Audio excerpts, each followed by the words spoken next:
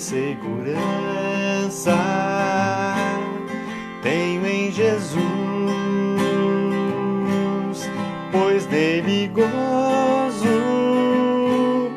paz, vida e luz. Com Cristo herdeiro, Deus me aceitou, mediante o Filho que me salvou. Conto esta história cantando assim: na cruz foi Cristo morto por mim. Conto esta história cantando assim: na cruz foi Cristo morto por mim.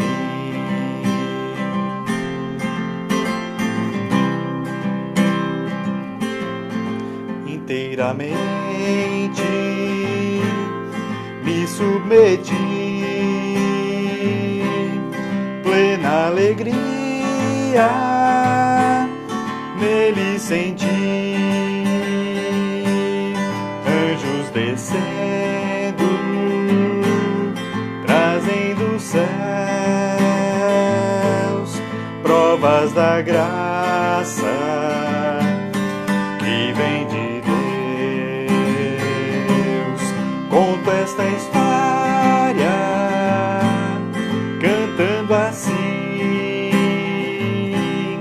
na cruz foi Cristo morto por mim.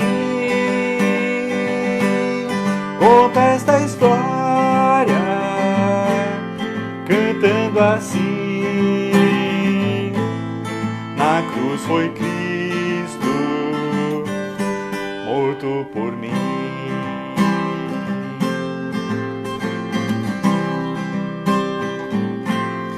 Firmado em Cristo, no seu amor, estou contente em meu Salvador, esperançoso hei de viver por Jesus Cristo, o seu poder. Conto esta história cantando assim: na cruz foi Cristo morto por mim. Conto esta história cantando assim: na cruz foi Cristo morto por mim, morto por mim, morto por mim.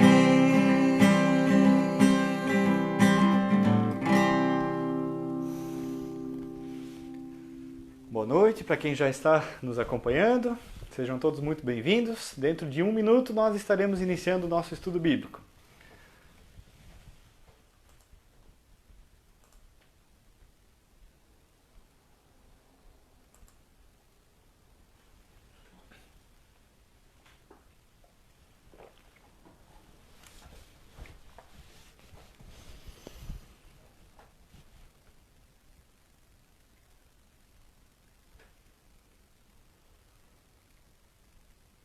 Boa noite para quem já está aí, para quem já deu uma boa noite aí, já escreveu algo aí no nosso chat. Sejam todos muito bem-vindos. Nos alegramos aí com a presença de cada um. Desejamos ter uma noite bem especial novamente de estudo. Mais um minutinho, estamos iniciando aí com o momento de louvor.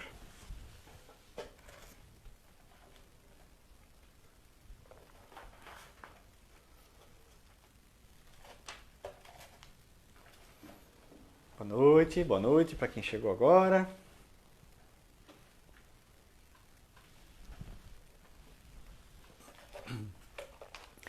Queremos dar início ao nosso estudo bíblico dessa terça-feira, mais uma oportunidade que Deus está nos dando e nós nos alegramos muito em poder estar juntos aqui, transmitindo a palavra nessa noite, por meio dessa ferramenta. Sejam todos muito bem-vindos. E nós queremos ter um momento de louvor, mas antes de nós cantarmos algumas músicas, eu quero ainda orar com você. Senhor nosso Deus, nós te damos graças imensamente por esse dia e por todo o teu cuidado em nossa vida até aqui.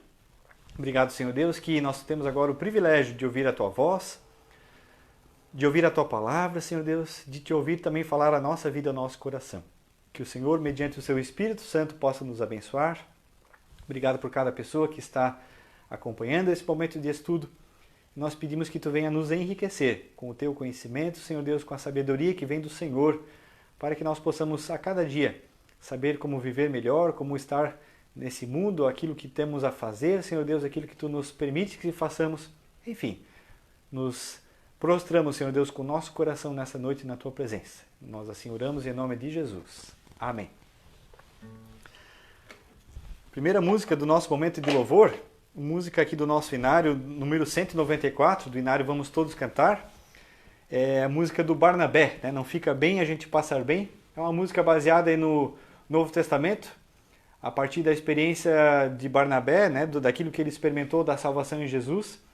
Foi uma pessoa que não viveu apenas para si, mas viveu alinhado, ajustado com a vontade do Senhor, e pregou a palavra, ajudou pessoas, enfim, serviu ao Senhor Jesus Cristo nesse privilégio que todo aquele que o ama tem de viver do reino de Deus e ser assim abençoado por ele.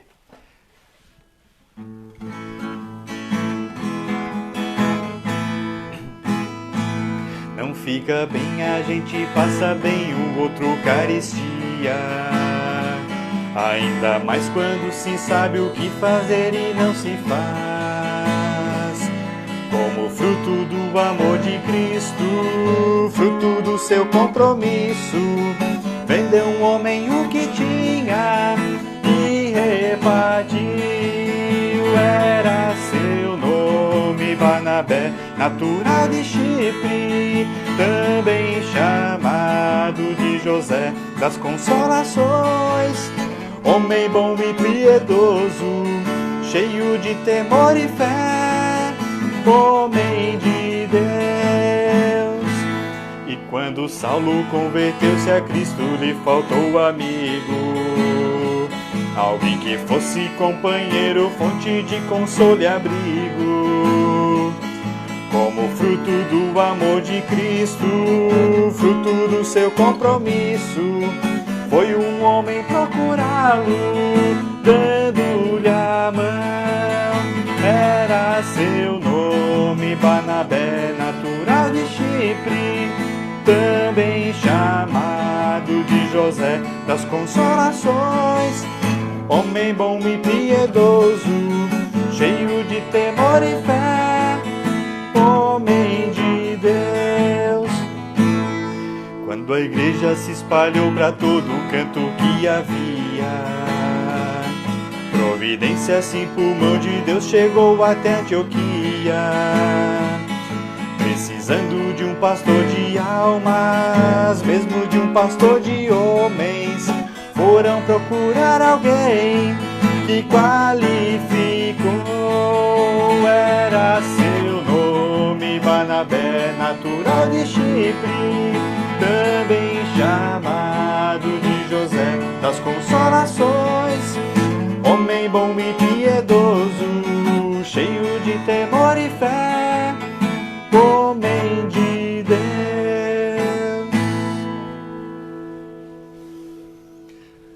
Nós estamos no momento de louvor, sejam bem-vindos aqueles que estão chegando agora, por último. Muito boa noite, nós já demos início ao nosso momento de estudo bíblico. E antes de nós lermos a palavra, queremos ainda cantar mais uma música, mais um hino. Temos feito uso do nosso hinário, vamos todos cantar. E o hino que nós vamos cantar agora é o número 289, Santo Nome Incomparável. Tem Jesus, o amado teu.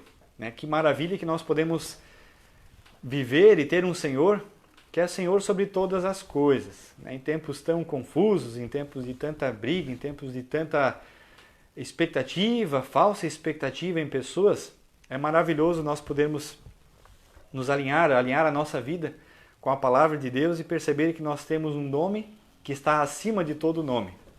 E esse nome é o nome de Jesus. Que Ele seja louvado na nossa vida, por meio dos nossos lábios, por meio do nosso viver e em nosso coração.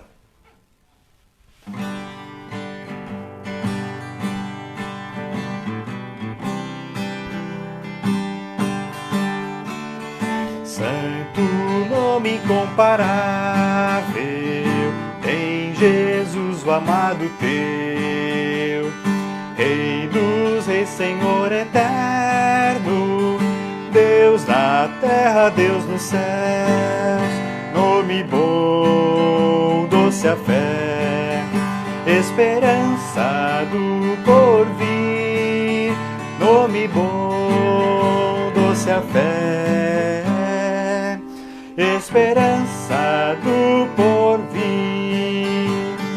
leva tu contigo o nome de Jesus o Salvador. Este nome dá conforto, hoje e sempre onde for. Nome bom, doce a fé, esperança do porvir. Nome bom, doce a fé, esperança do porvir. Este nome leva sempre para bem te defender. Ele é arma ao teu alcance quando o mal te aparecer. Nome bom, doce a fé, esperança do porvir. Nome bom, doce a fé, esperança do porvir.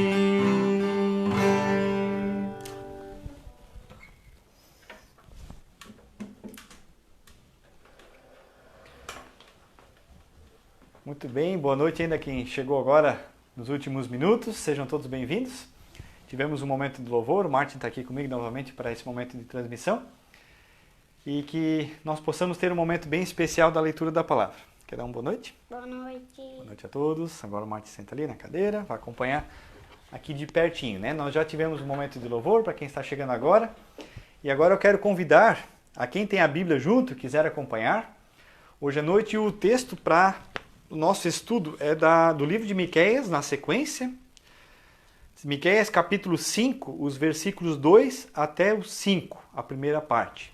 Miqueias 5, do 2 até a primeira parte do 5. Né? Lembrando, enquanto você abre a tua Bíblia, lembrando que nós temos esse hábito de um estudo sequencial por 6 meses de algum livro da Bíblia, usando o material que nós temos da sequência do material chamado Caminho e Testemunho, né, que é um manual de estudo bíblico aí preparado. Para cada 6 meses a gente estuda um livro, geralmente primeiro semestre um livro do Antigo Testamento, 1 ou 2 livros, né, conforme o tamanho. Miqueias é um livro menor.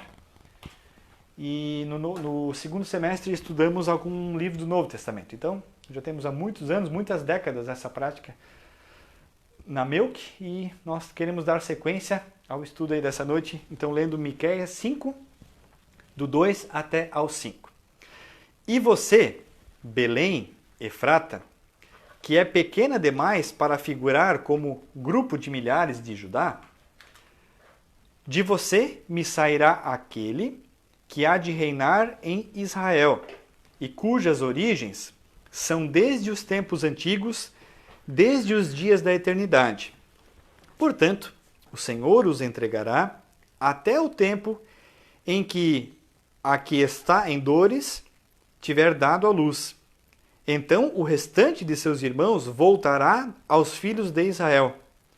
Ele se manterá firme e apacentará o povo na força do Senhor, na majestade do nome do Senhor, seu Deus.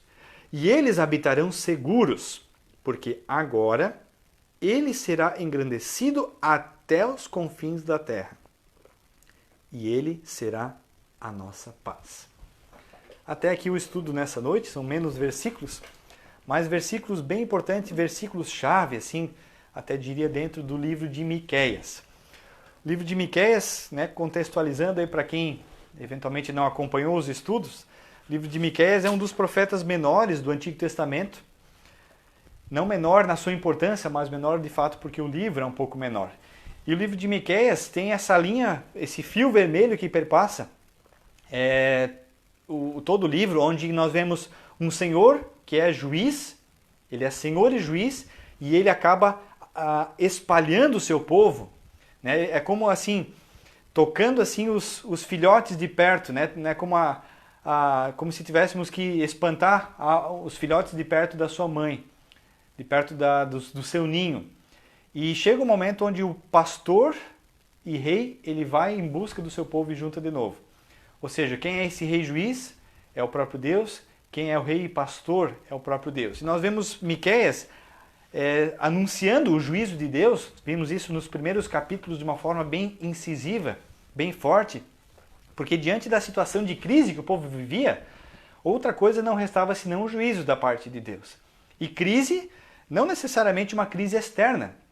As circunstâncias externas na vida do povo não iam assim não eram das piores circunstâncias. Mas a questão era o coração. O coração estava afastado de Deus. E o coração do ser humano, quando está afastado de Deus, em pouco tempo ele começa a cometer atrocidades, começa a fazer coisas que não agradam ao Senhor.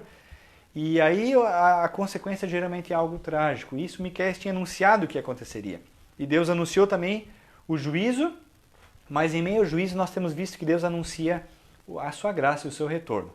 E o texto de hoje muitas vezes é um texto lido, né? Miqueias 2, 5, 2 especialmente é lido muitas vezes em contexto de Natal, em época de Natal. Porque nós lembramos a partir de Belém, quem nasceu em Belém, e daí retomamos aquela profecia, o texto citado dessa profecia lá por Mateus no Novo Testamento.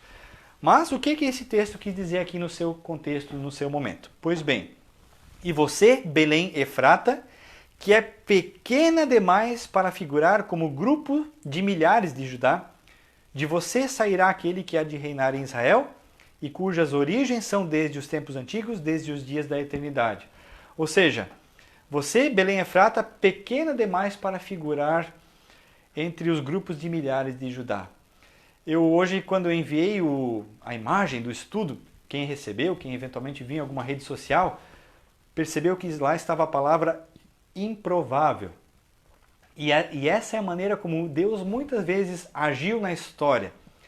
E agiu aqui com o povo dele e continua agindo até hoje também. Geralmente, se nós percebermos bem, o Senhor é um Deus que age das formas ou usando as formas mais improváveis possíveis. Assim foi na criação, assim foi quando o povo saiu do Egito, assim foi com Davi, assim foi com o povo de Israel, assim foi com Jesus e assim é até hoje.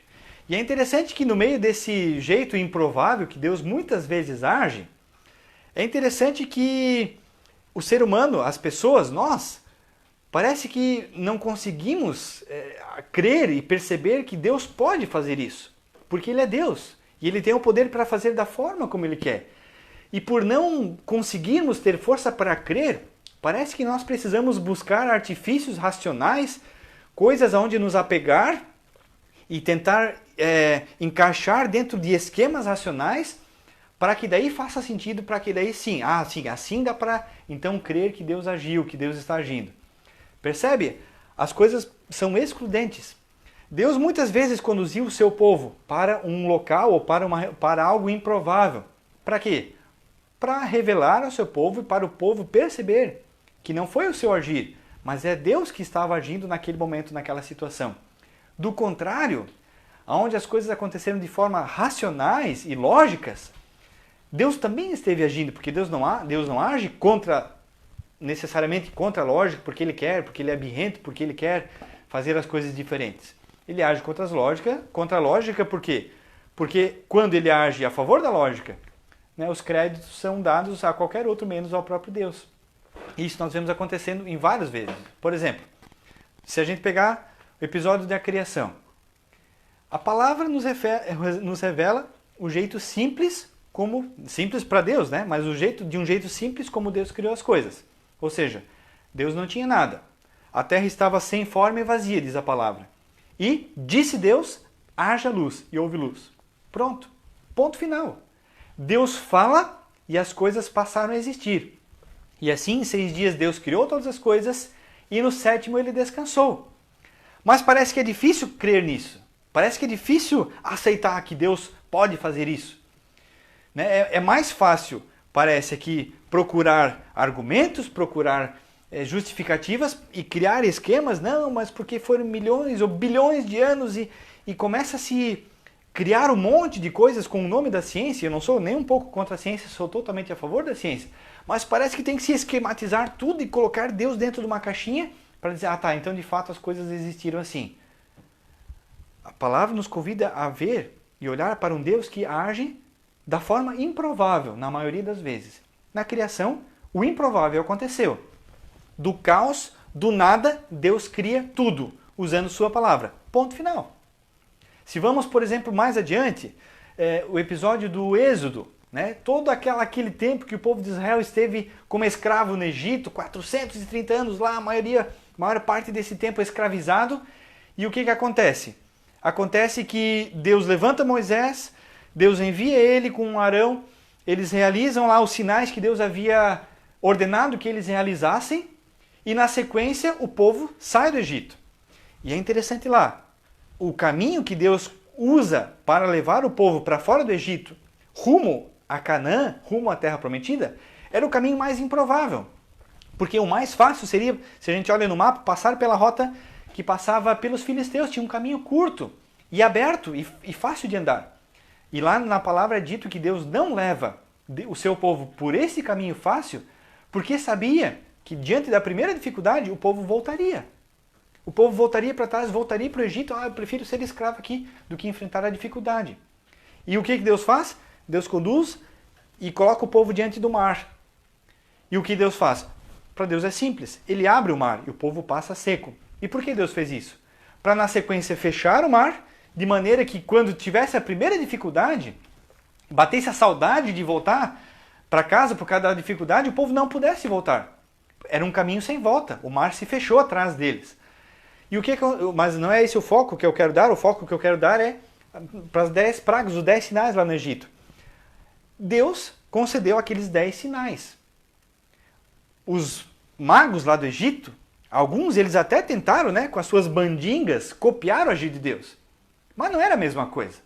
Mas até hoje, o que se faz? Se usa a ciência, né, os pesquisadores montam um monte de parafernália para dizer que, na verdade, as 10 pragas não foi bem 10 pragas, era um ciclo natural que acontecia assim, e vai se criando toda uma argumentação.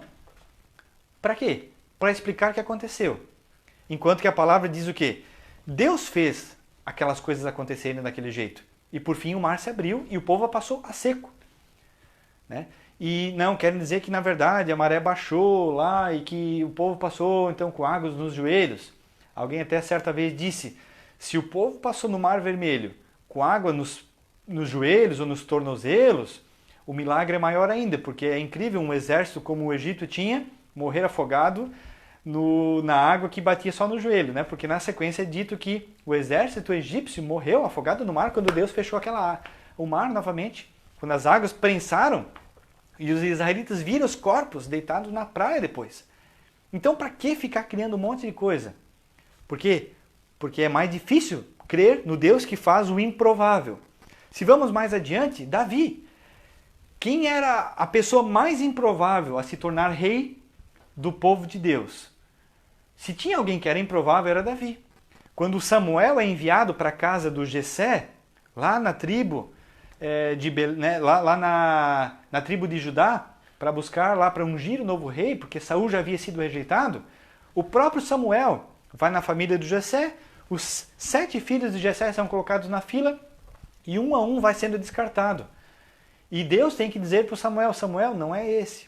Também não é esse. O Samuel pensa, opa, esse aí tem jeito de rei. Esse provavelmente é. E Samuel teve que ouvir de Deus, não é. Samuel, o meu critério é diferente. Os homens, as pessoas veem a aparência, eu vejo o coração. E não estava ali Por quê? Porque era improvável que Davi fosse rei. E Samuel pergunta para Davi, para Jessé, Jessé manda buscar aquele que ele nem contava, talvez como filho possível para se tornar um rei. E Deus novamente faz o improvável acontecer. Davi se torna rei. E Davi se torna um rei tão grande, que agora é tão forte, que é da linhagem dele, que agora nós chegamos no nosso texto e é prometido. Mais uma vez, algo improvável que está por acontecer. E você, Belém Efrata, né, Miqueias 5:2, para quem chegou agora, e você, Belém Efrata, que é pequena demais para figurar como grupo de milhares de Judá, de você, de Belém. Belém, uma localidadezinha do distrito de Efrata, ou seja, o fim do mundo. Daquele lugarzinho pequeno, sairia quem? Sairia aquele que há de reinar em Israel e cujas origens são desde os tempos antigos, desde os dias da eternidade. Tem pessoas que preferem ficar com esse texto aqui no Antigo Testamento, apenas com a sua história, dizendo, na verdade, é que isso aqui estava se cumprindo para o povo de Israel, e de fato estava se cumprindo. Mas tem pessoas que preferem ficar com o texto aqui, e dizendo, na verdade, aqui foi o rei Ezequias que depois veio e foi usado por Deus, porque os assírios estavam atacando, e eles fizeram um esquema para oprimir o povo de Judá lá no sul, e Ezequias levantou e Deus por mais um tempo deu um tempo de paz. E aquele rei Ezequias, que era improvável que seria no tempo dele, e no tempo dele as coisas se concretizaram. Tem gente que prefere ficar aqui. Mas nós sabemos claramente a partir de Mateus, de Marcos, Lucas, João, quem é Jesus e como os profetas muitas vezes anunciaram a vinda de Jesus. E se nós olhamos mais uma vez para a história de Jesus, é exatamente o improvável acontecendo de novo.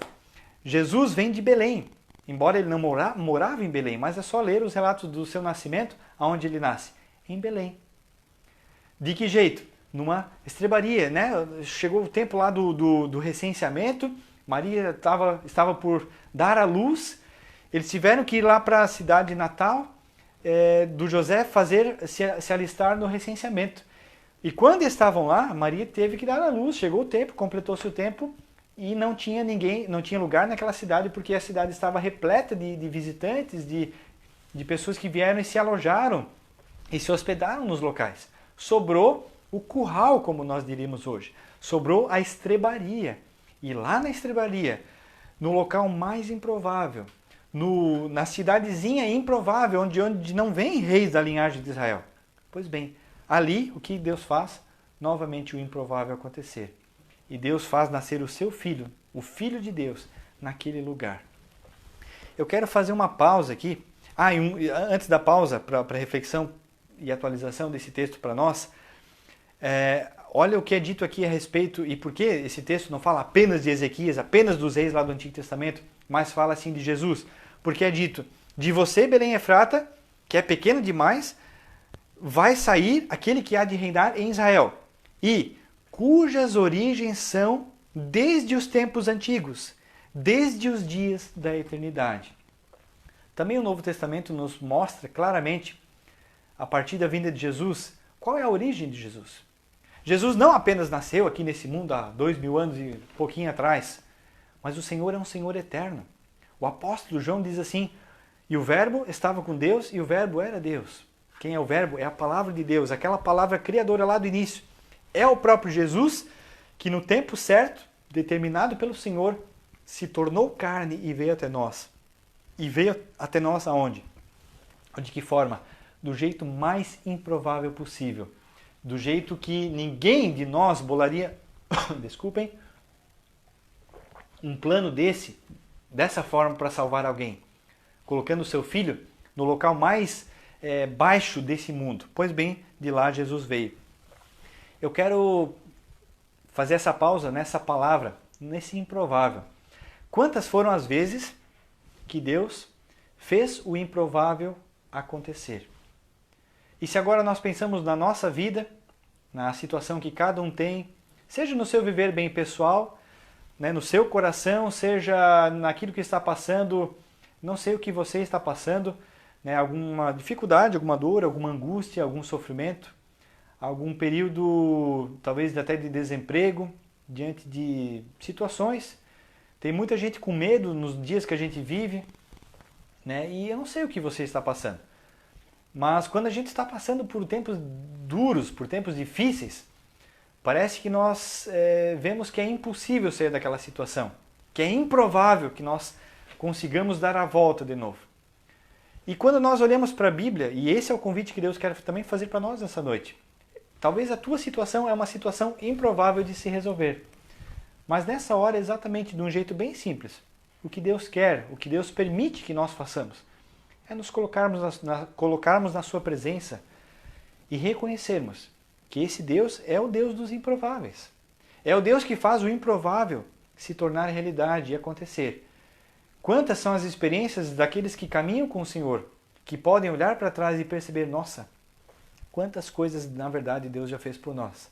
E se a gente para pensar com calma, em silêncio e reflete, com o passar do tempo nós vamos esquecendo das coisas, das experiências que nós vamos tendo na vida. E parece que a vida vai se tornando comum, vai se tornando algo rotineiro, e a gente vai para o nosso dia a dia, e levanta de manhã e vai para mais um dia, e vai dormir de noite e passou mais um dia, e nem percebe que esse Deus é o Deus que faz muitas coisas improváveis no nosso dia a dia. Não apenas uma vez na história, mas quantas são as situações que nós temos que Deus faz algo improvável. Pense um minuto na tua vida.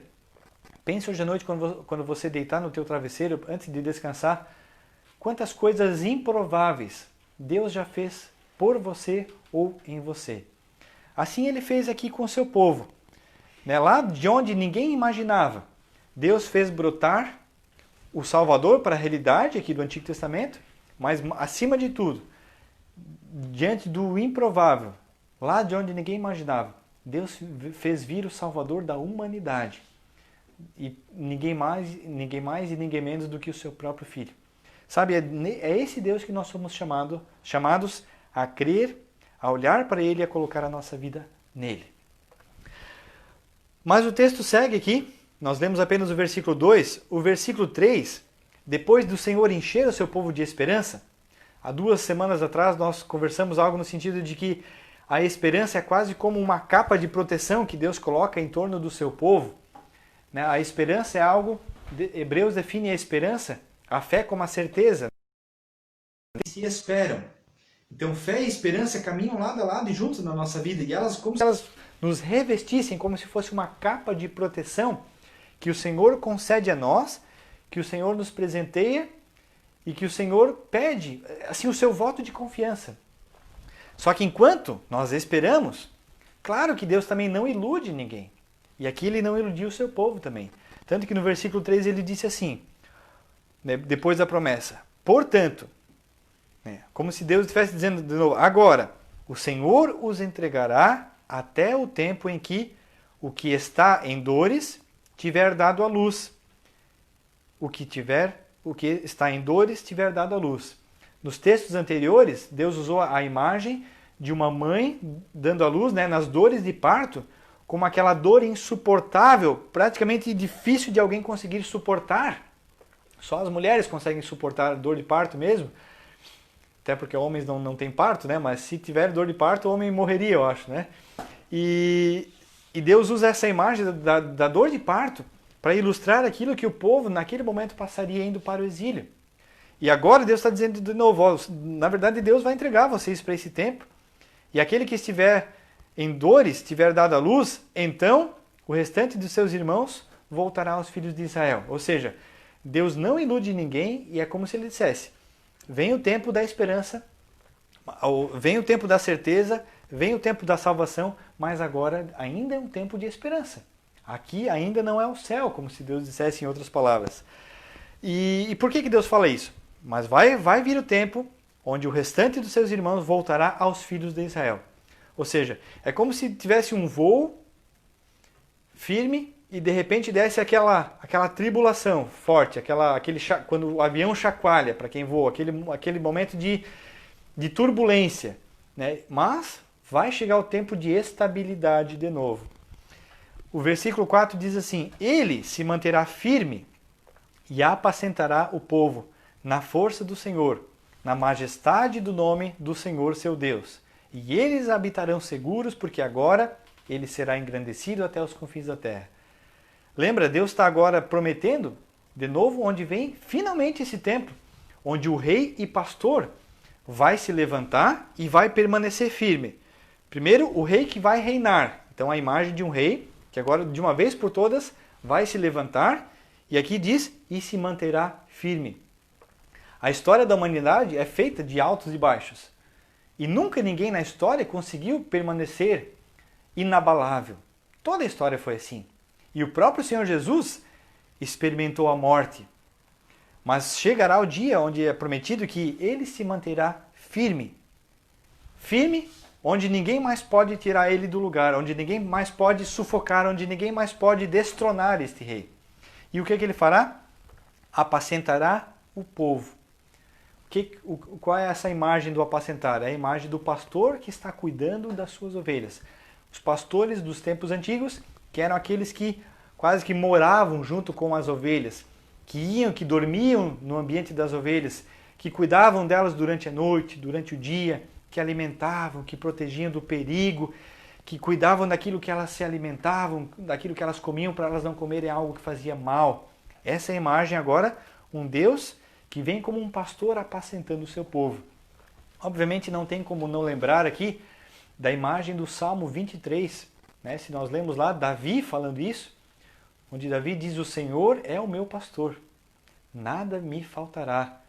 E todo aquele belíssimo salmo tem essa figura de um pastor cuidando das suas ovelhas.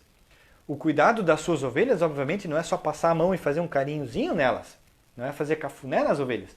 O pastor também usa o seu cajado, o pastor também impede que elas, às vezes, vão para algum local onde elas por si só querem ir. Não, o cuidado, a disciplina também faz parte do cuidado do pastor. E essa é a promessa deste que vem.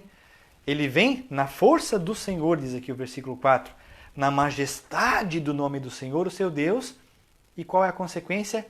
Eles habitarão seguros, porque agora ele será engrandecido até aos confins da terra.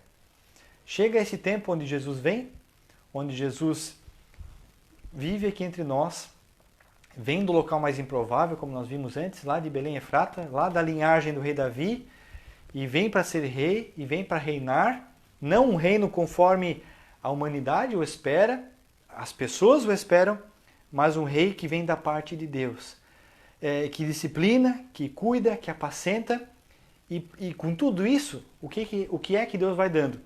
Com o jeito mais improvável do seu agir, na verdade, Deus vai dando a segurança que é necessária para o seu povo. E aqui está o contraste do agir de Deus com a nossa vida. Quando é que muitas vezes nós nos sentimos seguros? Quando nós temos as coisas na mão. Quando nós temos uma situação sob controle. Para nós, é difícil nós suportarmos a tensão de ter algo que nós não dominamos. Por isso que quando pessoas olham para situações da vida, para aquilo que passamos na nossa família, muitas vezes no nosso país, por isso que é tão difícil pessoas sentirem segurança diante do que acontece. Porque nós, geralmente, do nosso ponto de vista, nós temos segurança quando nós conseguimos controlar algo. Percebe? Só que olha a diferença e olha como que Deus conduz as coisas. Ele nos tira dessa nossa zona de segurança, dessa nossa zona de conforto, porque Deus sabe que isso é transitório, de que mais cedo ou mais tarde, todos nós perdemos o controle das coisas. E é como se Deus dissesse, dá isso aqui para mim, coloca isso aqui e deixa comigo. E agora é como se Deus convidasse a sentarmos no seu colo e deixássemos Ele conduzir a nossa vida. Só que esse seu conduzir, quando nós começamos a olhar e perceber, nossa, é improvável que isso vai chegar em algum local. É improvável que isso vá nos levar para algum local seguro. Improvável, aparentemente. Mas é o jeito de Deus. E quando nós vemos aqui, vem lá de Belém Efrata, vai vir o tempo da dificuldade, ainda das dores de parto, como é que nós vamos ter segurança nesse Deus? Só que o que Deus promete? Calma, confia em mim, espere em mim. E Deus vai conduzindo e Ele vai dizendo, olha, vai vir, Ele vai se manter firme, Ele vai apacentar o seu povo na força do Senhor, na majestade do nome de Deus. E a promessa que Deus tem para nós é, e eles habitarão seguros, porque agora Ele será engrandecido até os confins da terra. Então o que o Senhor tem de presente para nós é aquilo que talvez mais nós queremos na vida. Só que quando Ele quer dar, as pessoas parecem que não querem. Segurança. E a pergunta que eu faço para você, que eu faço para mim é, aonde está a tua segurança? Quem é que garante a tua vida? A nossa segurança está naquilo que nós podemos controlar com as nossas próprias mãos? Caso isso for positivo, e muitas vezes nós queremos isso, por isso que estamos tão tensos na vida, é como se Deus nessa noite também convidasse, então solta isso. Tu acha que a tua poupança vai garantir o teu futuro, teus investimentos vão garantir o teu futuro? Acha que um plano de saúde que você tem ou que você gostaria de ter vai garantir o teu futuro? Tudo isso é importante e faz parte da vida. Mas isso não garante o futuro de ninguém. A tua saúde vai passar, o teu tesouro, o teu investimento a traça e a ferrugem vão corroer. Você pode até passar por essa vida aparentemente seguro, mas essa segurança termina. O que Deus tem para oferecer é algo que traça e ferrugem não corroem. É algo que está acima da nossa saúde, é algo que está acima de qualquer outra coisa que nós podemos e conseguimos providenciar para nós nesse mundo. E é esse tipo de segurança que Deus nos convida a ter.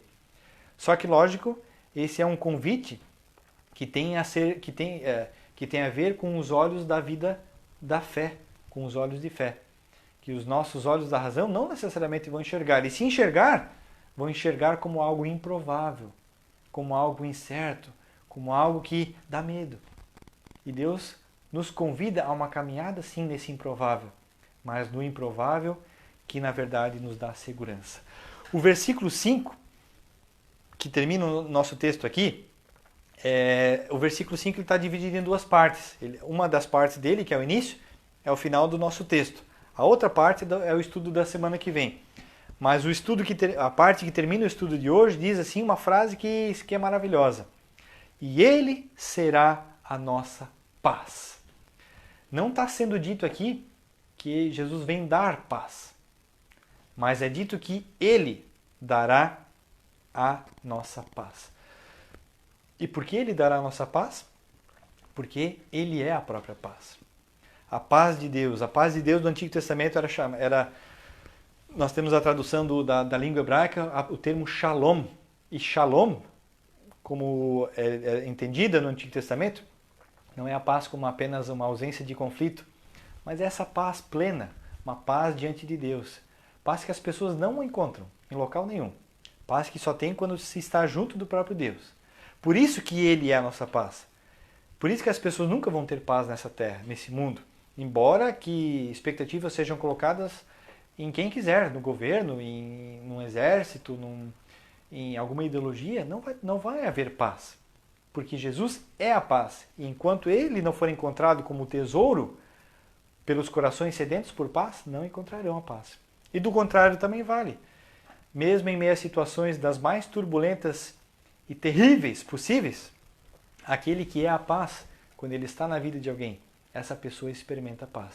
Quantas são as pessoas que morrem em meio a situações terríveis de vida, mas que morrem em paz, porque encontraram aquele que é a paz. Esse é o convite do Senhor também para nós, que este Senhor que é a paz, que Ele abunde ricamente no nosso coração, para que a gente não fique assim, vagando por esse mundo, em busca de alguma coisa que nos dê segurança, em que de forma palpável a gente possa se apoiar e dizer, beleza, agora minha vida está resolvida. Não, que Ele seja a nossa segurança. Então, na verdade, hoje à noite, esse estudo eu gostaria de deixar essa palavra. Que nós possamos perceber que aquilo que muitas vezes para nós é improvável é o jeito de agir do próprio Deus. E nós somos chamados a soltar aquilo que é porque isso provavelmente vai dar em nada, e nos abraçarmos naquilo que é improvável, mas não improvável humanamente falando, o improvável de Deus.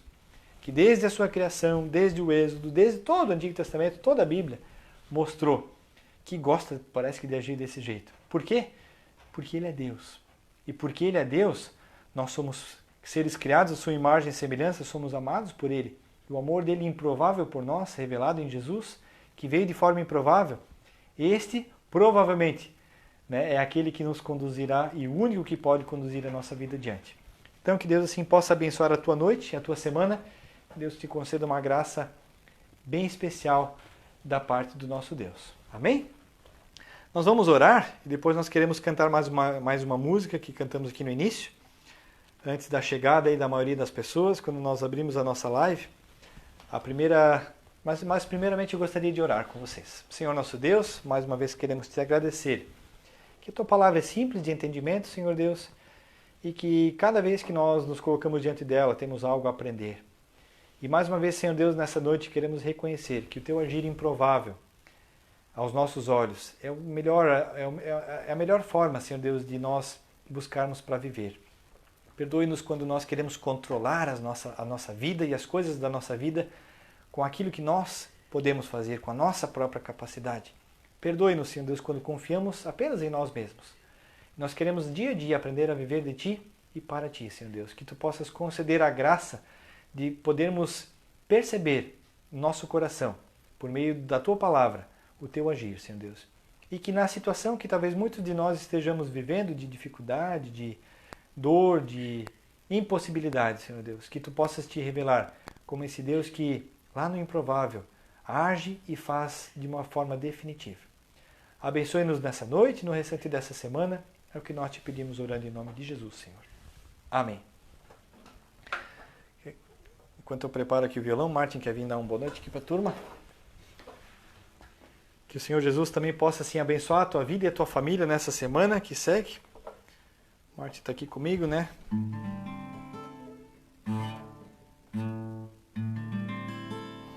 A música que cantamos no início é a música aí do nosso inário, Que Segurança Tenho em Jesus. É mais uma música nessa direção que foi aqui a nossa palavra nessa noite, que a nossa segurança não esteja naquilo que nós conseguimos fazer com as nossas próprias mãos, mas que ela possa estar naquele que faz o improvável acontecer. Que segurança tenho em Jesus, pois nele gozo, paz, vida e luz. Com Cristo herdeiro, Deus me aceitou, mediante o Filho que me salvou. Conta esta história, cantando assim: na cruz foi Cristo, morto por mim. Conta esta história, cantando assim: na cruz foi Cristo, morto por mim.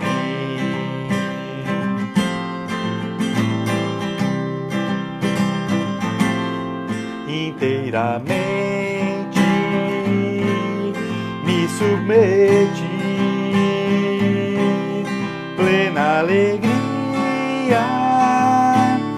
nele senti, anjos descendo, trazendo os céus, provas da graça que vem de Deus. Conta esta história, cantando assim: na cruz foi Cristo, morto por mim. Conta esta história, cantando assim: na cruz foi Cristo, por mim.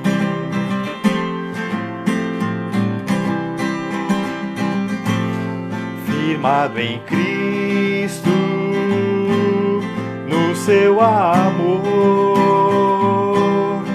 estou contente em meu Salvador, esperançoso hei de viver por Jesus Cristo, o seu poder. Conto essa história cantando assim: na cruz foi Cristo morto por mim. Conto esta história cantando assim: na cruz foi Cristo morto por mim. Na cruz foi Cristo morto por mim.